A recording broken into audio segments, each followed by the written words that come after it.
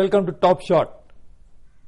Today we are going to talk to someone who we don't see much, but we see his caricatures, his cartoons, and we actually keep forming opinions about several issues based on those cartoons. So we are fortunate to have someone like Sudhir Tailang amongst us.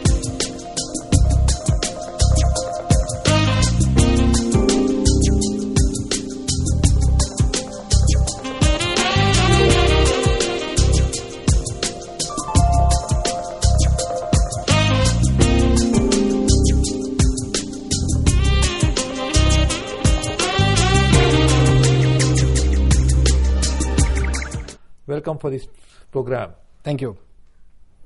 I know when you draw a cartoon, you just capture what the issue is and you really feel so concerned and so shaken by that cartoon. Probably one has to read a whole editorial to form an opinion. But here you are just able to do that in just a cartoon. So that's the power of a cartoon. So how do you feel to be so powerful drawing cartoons and forming opinions of so many millions of people based on that cartoon? You know, first of all, I must say that India is a paradise for cartoonists. Because sometimes I feel that this country was invented for cartoonists. Why is that? Because most of the politicians in this country work full-time for the cartoonists and not for the people. As they say that a picture is worth 1,000 words. So I would say a cartoon is worth 1,000,000 words. And the best cartoon is one which doesn't have any words. So a cartoon without words is perhaps the best cartoon. And I definitely feel that as a cartoonist, I have a lot of power. Because unlike an editorial writer or a correspondent, my work cannot be edited. You either can use my cartoon or you can remove it. You cannot edit it. Yeah. Because a cartoon is in itself such a complete entity that you cannot really Take it or leave it. Take it or leave it, you can't fiddle with it. So the editor has only one option, that he can take it, or the second option is he can't take it. But I've been fortunate enough for the last 25, 26 or 7 years that I've worked with several newspapers, all leading newspapers of the country, and I have worked with several editors. I've been given a complete free hand. So you mean the editor of the paper has a prerogative of rejecting a cartoon? Of course, because he's the director of the show. Just like a film director, he can shoot maybe same scene in 10 different ways. But finally, he would take one shot of Shah Rukh Khan or Amitabh Bachchan. That's up to him. But for a cartoonist, because cartooning is completely a different kind of art. Yeah. It's a very individualistic art. Yeah. You know, it's a very solitary kind of art. I confine myself in my room, in my studio, and I work for 10 hours. I feel completely frustrated when I sit in my room watching all those four walls throughout the day. But being a cartoonist gives me a lot of power also. And this power comes from the fact that a cartoon conveys something that you want to say immediately, directly. And when you were saying about the editor, that whether the editor has the last prerogative or the first prerogative, you know, I have no request or nothing I ask from my editors. The only expectation I have from my editor is that the editor will never tell me what to draw, and the editor will never tell me what not to draw. These are two conditions that I have. And fortunately, no editor in the last 27 or 26 years has ever told me what to draw or what not to draw. Yeah. No, I was saying from perspective of editor would always like that whatever he feels should be written on the edit page. And therefore, he would not like it to be curtailed or restricted or interfered by someone who is not an editor. So he's editor of the words that go into the newspaper. True. So as far as the picture is concerned, I thought you'll have the last word because you are the one who actually are the pictorial last word of that picture. So you know, technically the editor has the last word, but they have never fiddled with the cartoonist. Tell me, you just said very interestingly that politicians of India motivate you to make cartoons. True. So is it because the way they behave, or is it because of diversity, or because of is it something which motivates you to write? Is it what aspect of that politician really makes you to draw that cartoon? You know, first of all, I must say that In fact, I have drawn cartoons from Indiraji's days. So the first Prime Minister I drew way back in 1982 when I became a professional cartoonist after finishing my studies. And I've never been to an art school, by the way. Oh. I did my BSc in Science Biology and I did my MA in English Literature. So the first job, 1982. So from biology to anatomy of the people. That also helped me much later when I became a professional cartoonist, because I dissected a number of frogs during my BSc days and my student life, because I was a science biology student, about 100 of them. I feel very sad about it now, but those days we used to enjoy dissecting frogs. About 100 of them I killed, and that came in very handy when Mr. Narasimha Rao became Prime Minister, because he looked like a frog. So it was a leapfrogging from... Absolutely, from one subject to another. But cartooning is in itself, it's a vast field of art. Unlike an editorial writer who specializes in one subject and he writes on that subject, a cartoonist has the entire sky. Sky is the limit. Every subject he has to draw. Yeah. So you started with Indira Gandhi and right now up to Mr. Manmohan Singh. So which was a Prime Minister which really motivated you to write more cartoons? Because it's a challenge. Absolutely. Basically to capture that Prime Minister's personality into that individual incident that really triggers the making that cartoon. So which of the Prime Minister really influenced you? I have drawn cartoons on from Indiraji to Manmohan Singh ji, about I think 9 or 10 Prime Ministers. And out of these all Prime Ministers that I have drawn, I always say, and I must say, that Narasimha Rao remains my all-time hero even today. He has beaten all the Prime Ministers so far as cartooning is concerned. When he became Prime Minister, he was an elderly statesman, he was a scholar, he knew some 16 languages, and I had a lot of respect for him. So the moment he became Prime Minister, I thought that I think it's time for me to pack up my bag and go home, because such a respected man won't give any opportunity for cartoonists to attack him. But then when I started drawing more cartoons on him, earlier when he was not Prime Minister, he used to appear in my cartoons as a sidekick of the Prime Minister, standing behind Rajiv Gandhi or Indira Gandhi somewhere. But now he was the protagonist. He was the main hero of the film. His flaring nostrils, his pout, which became a kind of landmark of Delhi, and his entire persona became so, it became a kind of a dream come true for me. As if he was invented for us cartoonists to serve us for next 5 years. And he did it selflessly and so efficiently that for the next 5 years, I had no time to look back and no time to rest. Each day, I was drawing cartoons on him. And in a cartoon, I must say that not just the face or the external features, a lot of other things also matter. For example, Mr. Narasimha Rao. When I started doing his caricature, it didn't look like him initially. Then there came a time when my caricatures started looking like a clone of Mr. Narasimha Rao. They both started looking like, separated at birth brothers.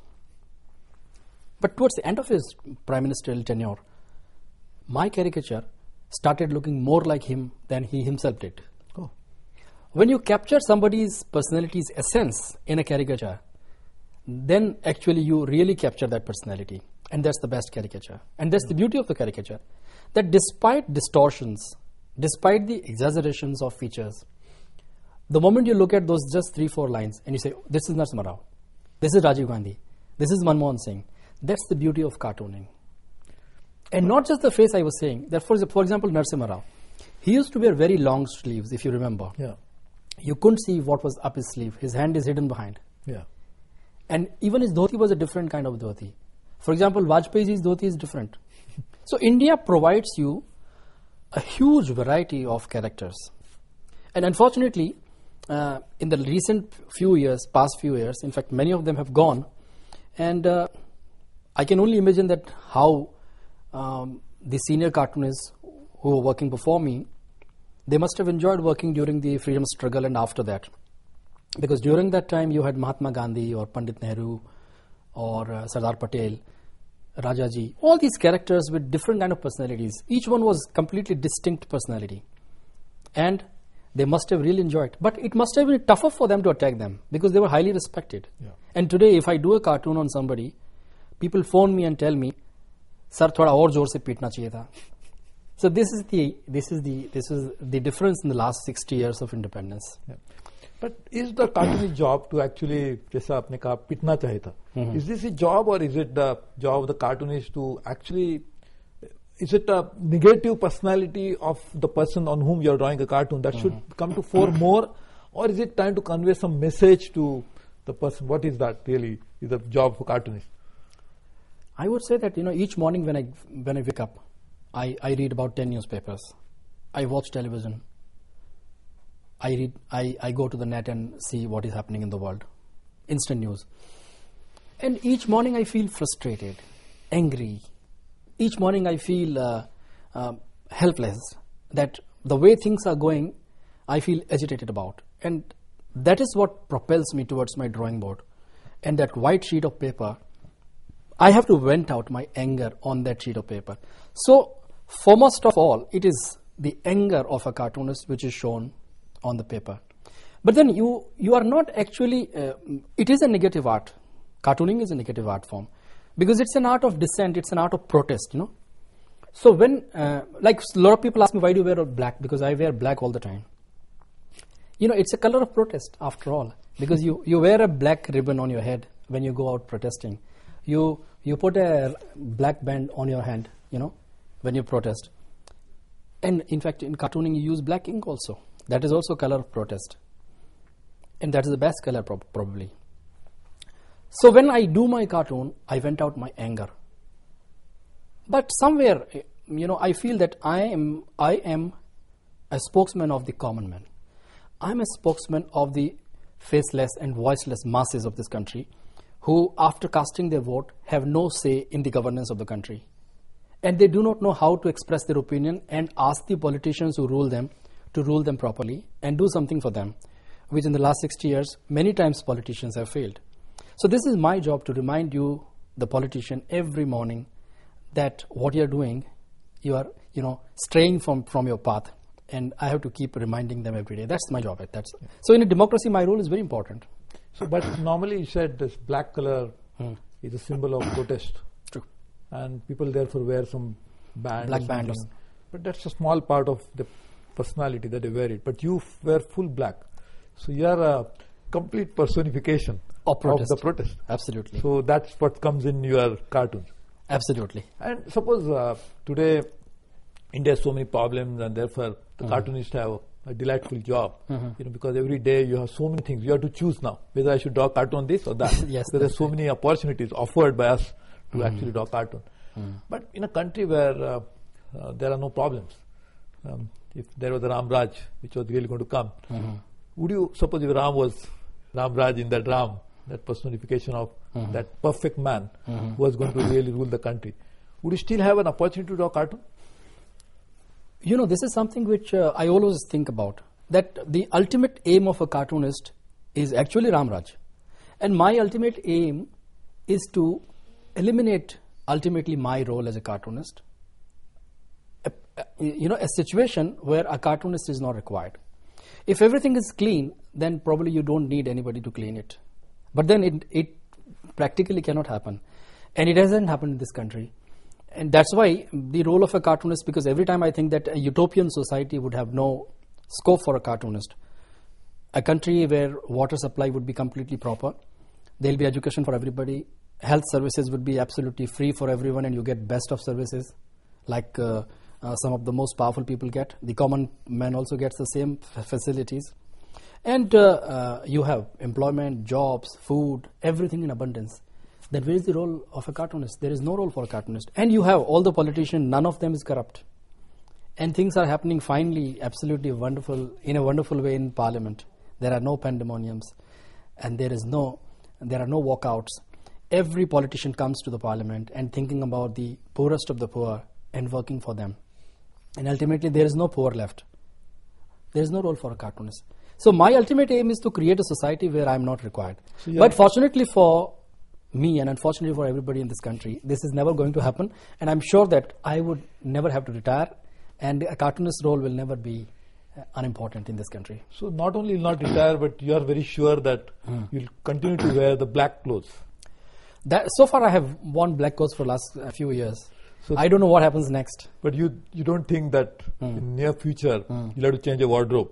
Because I think there is so much of challenges that we already created. So there's one is I'm too lazy to choose any other color.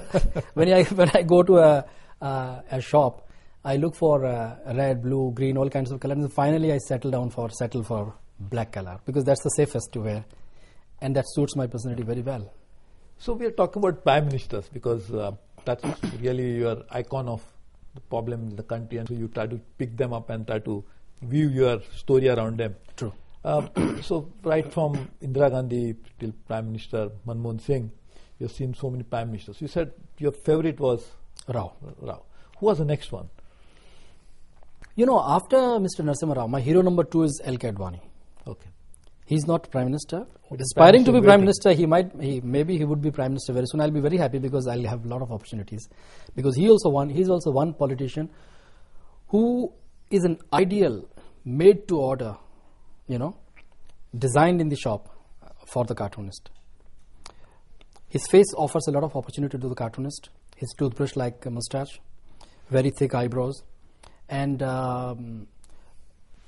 white flowing hair. And the entire persona, his kind of politics, everything offers himself, he offers himself to the cartoonist delight completely. He's my hero number 2. Hero number 1 is Narasimha Rao. Then there are many, in fact. VP Singh also happens to be one of my favorite.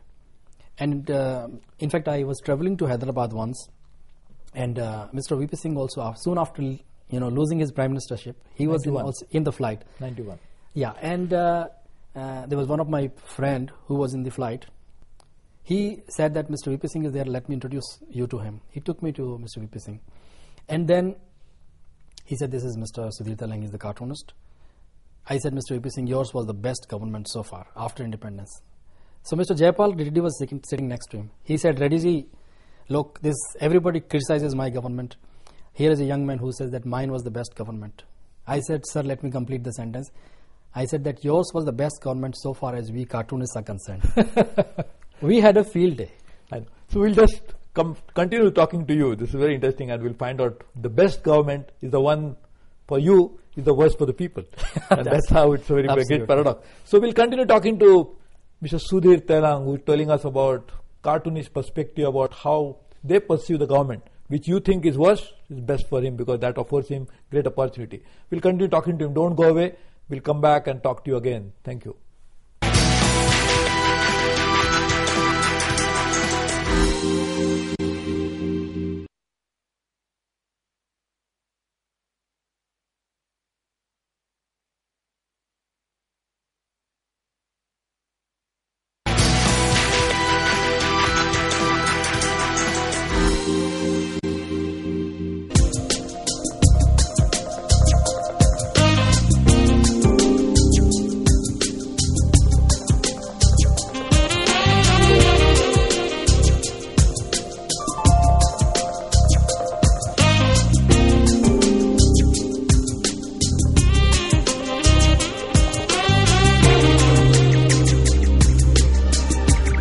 Welcome back. In Top Shot, the program in which you're talking to Sudhir Tailang about the role of a cartoonist in modern societies and how cartoonists represent the opinions of you and how they actually try to articulate your concerns through that cartoon. Sudhir, you're telling me that you are basically focusing on politicians. But in society like India, politicians, of course, play a very predominant role and they really guide the destiny of so many people. But there are many other players in this society. There are industrialists, there are journalists, there are trade unionists, and there are actors and many others.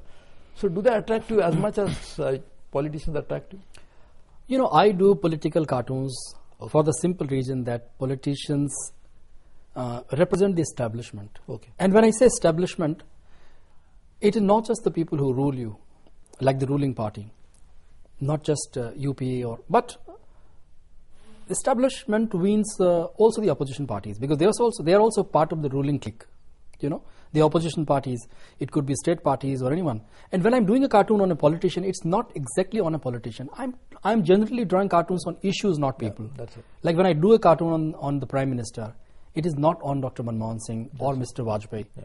It's a cartoon which is attacking somebody who represents the establishment. But politicians are not the entire, everything of what I do. Everything attracts me. Film stars attract me. Not just because film stars also enter politics now. Like if Shatrughan Sinha does something, it becomes a cartoon subject. If Shah Rukh Khan does something, he's also a politician. He's a politician. Amitabh Bachchan says something, it becomes news. Amitabh Bachchan's son gets married and media goes completely mad. And some 2,000 cameramen standing outside the house of Mr. Bachchan trying to get one glimpse of the bride and the groom. It becomes a cartoon subject. Media itself becomes a cartoon subject when news is trivialized on television. It's a subject for cartoons. But every day, all the problems that a common man faces are subjects for me. Like, for example, potholes. I must have done hundreds of cartoons on potholes. One cartoon I remember was there was a huge lake, and there are a husband and wife standing next to the lake, husband with a bicycle, and he's telling his wife, this lake, lovely, beautiful. Till a few days back, it used to be a small pothole. And the government is developing it as a tourist attraction. So this kind of ideas can come. Like, for example, water problem. You don't get water supply all the time. And if you get, it's polluted. Power for that matter. Or education, health, hospitals, the state of hospitals. Common man services. Every problem that a common. Yeah. So everything is a subject for you. And in fact, when I was in Hindustan Times, and where I was for a long time, very long time, almost 2 decades, I used to have a pocket cartoon on the front page. Yeah. It used to be called Here and Now. Yeah. And in that pocket cartoon, mostly I used to, raise this kind of subjects. So it's not just politicians, but all everything actually. Now, when you draw a cartoon, you expect a response from a system. True. You expect that system should change. What is your experience on that? Has your cartoon been able to change the mindsets of people, try to bring about some transformational change in terms of attitude of the government? Has it happened? I wish it had, but it hasn't. Oh. I don't think any politician would change because he has seen a cartoon on him. In fact, cartoonists, I don't think have anywhere in the world been able to change politicians, because politicians are an entity which never change. They are the constant everywhere in the world, and they don't change. Is it because they are a different species altogether? Which is not evolving actually with times. But now we are seeing so many species becoming extinct. True. And the environmentalists are very concerned about it. They are saying that probably 40% of mammals are extinct. Going to be, yes. And so therefore, you think this species will ever become extinct? Politicians are never going to be extinct. Cartoonists might maybe tomorrow, but not politicians. But if politicians don't become extinct, cartoonists should not become extinct. We will thrive on politics. That's why I say that cartooning is going to be always in fashion, because politicians are going to be always ruling us. Nobody else will rule us. And when, of course, as you said, they don't change because of this. But do they take offense that you are done a cartoon on me, and do they get angry on you? They don't like the way you do. On the contrary, I must tell you one story. Mr. Murli Manohar Joshi used to be a charity minister at that time, and his secretary called me up one day, and he said that the minister is very angry. Please speak to him. So I took the phone, and Mr. Joshi on the other side. I said, "Why are you angry, sir? I haven't drawn a cartoon on you today." He says, I'm angry because you haven't drawn me for the last 6 months.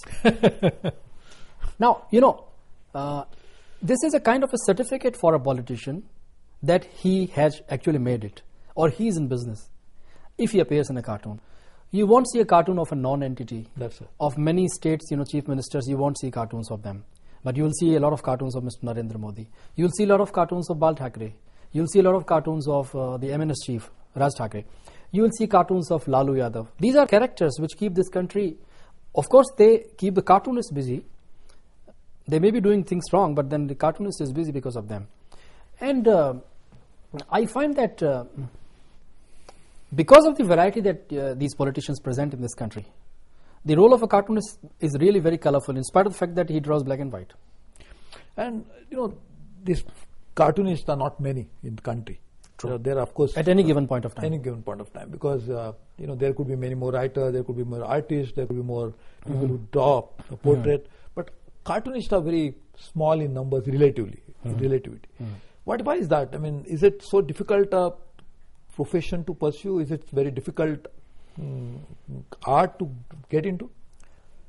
To some extent, you're right, because there'll be a handful of cartoonists in any country, in fact, not just India. Yeah.